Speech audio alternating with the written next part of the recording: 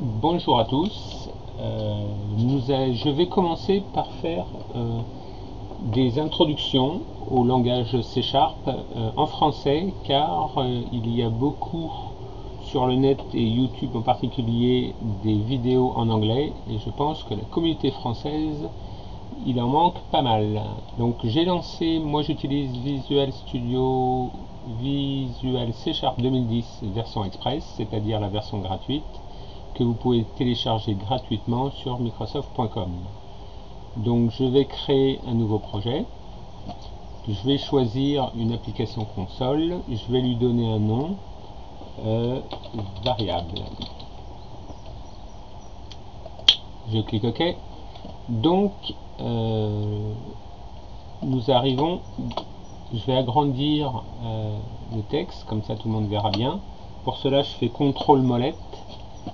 C'est grâce à l'interface WPF de Visual Studio 2010 qu'on peut faire ça. Donc quand vous créez un nouveau projet console, vous avez ceci au démarrage, c'est-à-dire un peu expliquer ce que c'est. Donc les using, c'est pour utiliser des namespaces, c'est-à-dire des espaces de nom qui contiennent des classes et qui peuvent contenir d'autres classes. Donc ça, c'est les classes de base qui sont utilisées par le programme, que Microsoft pense qu'on utilise très rarement, comme les collections génériques link et texte et système. Ces espaces de nom, vous pouvez les retrouver dans l'explorateur de solutions ici, dans références, et vous voyez, vous retrouvez système, link, etc.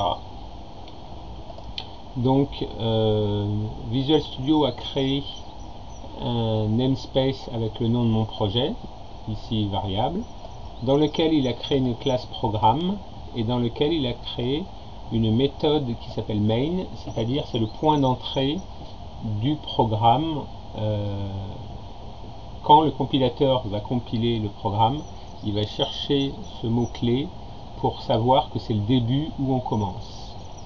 Alors ce programme, il renvoie void, c'est-à-dire rien, et il est statique, c'est-à-dire qu'on n'a pas besoin de l'instancier pour l'utiliser. Qu'est-ce qu'il prend en paramètre d'entrée? Il prend un tableau, excusez-moi, ici on voit un tableau de string, c'est-à-dire de chaîne de caractères, que Microsoft a appelé args. Mais on pourrait aussi bien l'appeler argument en français. Voilà. Alors, nous sommes ici au début du programme. Donc nous allons commencer par les variables. Donc il y a plusieurs types de variables, soit des entiers, en anglais int.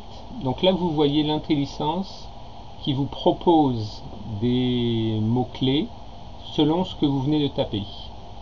Donc je vais prendre un entier, j'appuie sur tabulation pour valider, et je vais l'appeler ma première variable nombre. Je finis par un point virgule, c'est la syntaxe du C#, tout comme le Java et le C++. Donc je peux définir une autre variable nombre 2 et lui affecter directement une valeur, par exemple 123.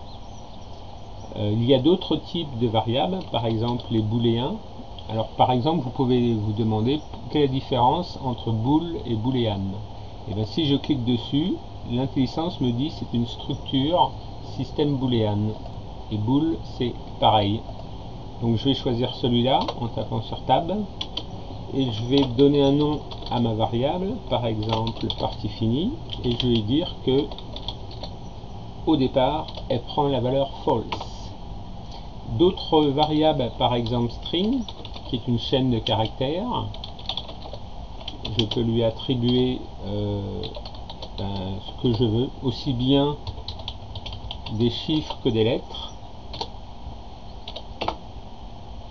Alors par exemple pour les afficher, on utilise la classe console qui contient, alors pour appeler une méthode d'une classe, il suffit d'appuyer sur le point et l'intelligence me propose toutes les propriétés ou méthodes qui appartiennent à cette classe, ici la classe console. Donc il y a writeLine, Il y en a deux, write et writeLine. Donc la différence c'est quoi? Write écrit une chaîne de caractères sans retour chariot à la fin, et writeLine ajoute son retour chariot. Donc tabulation pour accepter, et là je tape ma variable ou mon texte. Alors je fais entrer. Ah, là j'ai un souligné rouge qui me dit attention, l'utilisation d'une variable locale non assignée nombre. Bah oui, parce que je l'ai défini ici, mais je ne lui ai pas donné de valeur. Et donc le compilateur, lui, il a juste réservé un emplacement mémoire pour cette variable, mais il lui a rien donné. Donc je vais mettre nombre 2, et là, j'ai plus d'erreur. Donc je vais faire un console.readKey pour lire une touche du clavier. Voilà, et je fais F5 pour lancer le programme. Donc j'ai bien 1, 2, 3, comme vous pouvez le voir ici, la valeur de mon nombre 2 qui s'est affichée. Alors ici on écrit nombre 2, c'est correct, parce que si je tape console.writeLine et je fais parenthèse, il me dit qu'il a, vous voyez ici, 19 surcharges de la méthode writeLine. C'est-à-dire que la méthode writeLine, elle peut prendre 19 possibilités d'arguments en entrée. Alors si j'appuie sur la flèche du bas, je vois qu'il peut prendre une valeur bool, c'est-à-dire booléen. Alors par exemple, je peux lui dire d'afficher partie finie.